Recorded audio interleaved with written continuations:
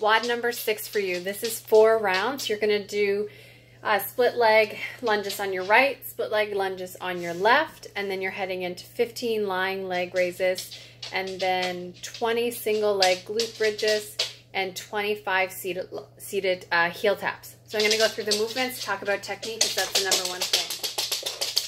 As you see, this is real life. I have toys, I have dogs running around. You don't need a big space to perform this.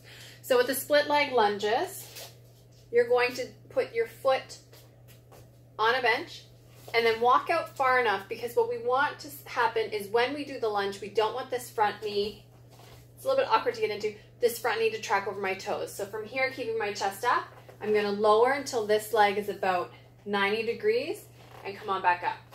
So again, I'm going to step back with my foot there. So here, I'm going to lower and come on back up. Drop down and up. So you're going to do 10 on that side, then you're going to switch feet. If you want to add weight, you have a couple options. I could hold one weight at the chest, keeping it in nice and close. Same thing, drop down, come on up. Or I could pick up 2 weights, hold them just by my sides, and drop down, come on back up. The weighted option is totally up to you. If you've got no dumbbells, an easy way to do it, grab some cans of food, make sure that they're the same weight, of course. Grab a couple water bottles. It's not necessarily as heavy as your dumbbell would be, but it's added resistance, so it's going to help you. From there, we're going into lying leg raises. So the key with these is my lower back needs to remain in contact with the floor in order for me to engage my core and my abdominals, which is where I want to feel it. So we're looking at our lower abdominals. That's what we're targeting with leg raises. So laying all the way down, knees bent, push your back into the floor. From here, I'm going to lift my legs, lift bum up, and then lower back down. So you have a couple options. Sometimes on the way down is when we're feeling our arch back. So we can leave our legs up at this position and just work it here.